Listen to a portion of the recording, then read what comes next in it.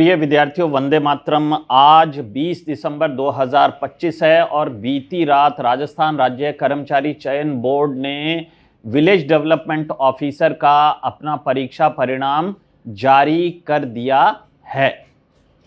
अब मेरे पास बैठी हुई हैं बिटिया माया सिद्ध और इन्होंने पूरे प्रदेश भर में वीडियो परीक्षा में 98th रैंक अर्जित की है। तो माया, आपको बहुत बहुत बधाई। धन्यवाद सर। पटवारी का परीक्षा परिणाम आए भी कुछ दिन हो चुके हैं, जिसमें माया की 116वीं रैंक आई थी और माया हमारे आरएएस बैच की विद्यार्थी है। और जब पटवारी का परीक्षा परिणाम आया तो मैंने इनसे कहा कि भाई, हम तो किसी भी व्यक्ति को सफल तब मानते हैं जब उसके चयन की मिठाई खिला लेते हैं। तो इन्होंने कहा कि सर, मैं मिठाई तब खिलाऊंगी जब वीडियो का भी परीक्षा परिणाम आ जाएगा। और वीडियो का परीक्षा परिणाम आ गया। इन्होंने माँ सरस्वती की कृपा से सफलता अर्जित की। अब ये मिठाई लेकर भी आ गई। और आश्रम की एक परंपरा है, एक रवायत है कि जो भी विद्यार्थी चयनित होता है वो आश्रम को एक रिम भी गिफ्ट में देता है। अच्छा माया, एक रिम गिफ्ट में देता है, लेकिन आप 2 रिम लेकर आई हैं, इसकी क्या वजह है? सर, एक पटवारी के लिए और एक वीडियो के लिए। बहुत बढ़िया, बहुत ही बढ़िया। अच्छा माया, मैं ये जानना चाहता हूँ कि आपके पिताजी का, माताजी का क्या नाम है और आपका गांव कौन सा है? सर, मेरे पिताजी का नाम श्री सीतनाथ है और मेरी माताजी का नाम श्रीमती कम्मा देवी है और मेरे गांव का नाम लिखमा देसर है, जो कि श्री डूंगरगढ़ तहसील में और जिला बीकानेर में आता है। बहुत बढ़िया। आपने 10वीं किस विद्यालय से की? सर, मैंने 10वीं कक्षा श्री हंसोजी आदर्श विद्या मंदिर लिखमा देसर से की है। और 12वीं? 12वीं सर मैंने प्रिंस स्कूल सीकर से की है। बहुत बढ़िया। उसके बाद कॉलेज यानी कि बीए आपने कब की और कहाँ से की? हाँ सर, मैंने बीएससी की है एसबीडी कॉलेज सरदार शहर से, एमजीएस यूनिवर्सिटी। बहुत बढ़िया। अच्छा, यहाँ मैं आपको एक बात बता देता हूँ कि जैसे ही बीएससी में एडमिशन लिया माया ने, तत्काल ही वो आश्रम में आ गई और ये हमारे कब टाइगर और लोयन की विद्यार्थी भी रही है। अच्छा माया, फाइनल टारगेट क्या है आपका? सर, आईएएस है final target. Final target IAS है, लेकिन आप पेपर तो दे रही हैं पटवारी और वीडियो के। सर, एक ये जो पड़ाव है इनको पार करना जरूरी होता है। इनके लिए इनके साथ में तैयारी साथ में कर सकती हूँ और एक आर्थिक रूप से सशक्त भी हो सकती हूँ और मानसिक रूप से मैं एकदम अच्छी तरीके से तैयारी कर सकती हूँ बिना तनाव के। बिल्कुल बिल्कुल बिल्कुल। मैं हमारे विद्यार्थियों को बता देना चाहता हूँ कि माया जो है एक ब्रिलियंट स्टूडेंट है, ठीक है।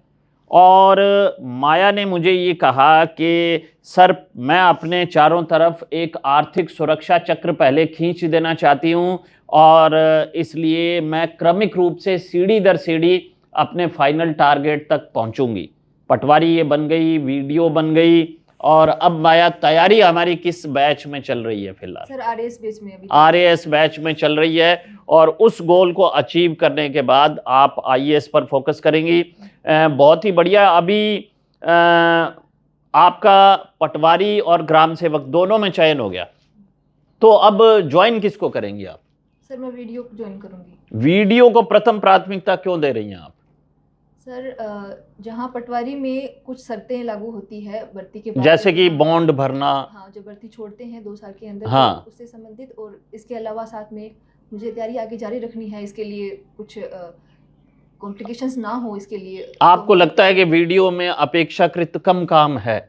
काम के साथ मैं मैनेज कर सकती हूँ और साथ में वो भी है कि छोड़ना पड़े, क्योंकि मुझे आरएस देनी है। अगर हो जाता है तो उसमें बिल्कुल बिल्कुल बिल्कुल। मैं आपकी बात समझ गया कि आप ऊपर करतार नीचे पटवार वाली कहावत को चरितार्थ ना करते हुए वीडियो का चयन कर रही हैं, क्योंकि आपको लगता है कि तैयारी की जा सके और जो पिछली बार पटवारी में बॉन्ड भरवाए गए थे वैसा कोई बॉन्ड आपको ना भरना पड़े। मैं अपने विद्यार्थियों को बता दूं कि माया जो हैं एक कवित्री भी हैं और अभी ये एक कविता भी लिख कर लाई हैं और आश्रम पर है। तो मुझे लगता है कि पूरी तो नहीं, लेकिन कुछ चंद पंक्तियां इसकी मैं आपको सुना देता हूं, जिसका शीर्षक है भाटिया आश्रम। उड़ान एक ईमानदार देशभक्त प्रशासक निर्माण की ओर। और इन्होंने लिखा है, आइए आश्रम में करो शुरुआत अभी, संग्राम ये लंबा चलने वाला है, ना कमी थोड़ी भी छोड़ो, अपनी मेहनत में परिणाम ज़रूर मिलने वाला है, सफल तो बनोगे ही, एक अच्छा इंसान बन जाओगे, व्यक्तित्व आपका निखरेगा और शालीनता से जीना सीख जाओगे, वक्त का विवेकपूर्ण उपयोग करो, वक्त बहुत जल्दी निकल जाता है, जो समय पर मेहनत नहीं करता वह आखिर में पछताता है। बहुत बढ़िया। परिस्थितियां नहीं बदलने वाली हमारी, हमें इन परिस्थितियों का ही सहारा लेना होगा, बनकर रास्ता इन परिस्थितियों में से ही, बनाकर रास्ता इन परिस्थितियों में से ही हमें तो गुजरना होगा। आश्रम करेगा कोशिश पूरी, आपको आपके मुकाम तक पहुंचाएगा, थोड़ा सब्र जरूर रखना, भविष्य आपको अपना खुद ब खुद नजर आएगा। बहुत ही बढ़िया माया, आपके बड़े ही ईमानदार शब्द हैं आश्रम के प्रति। कविता बहुत विस्तृत है, लेकिन मैं ये चाहूँगा कि आश्रम में आने के बाद बालक बालिका को क्या करना है, इसे भी अपने काव्य शब्दों में माया खुद ही सुना दे। बहुत बढ़िया माया। हाँ, क्या लिखा है आपने? क्या करना है आश्रम में आपको? क्या करना है आपको?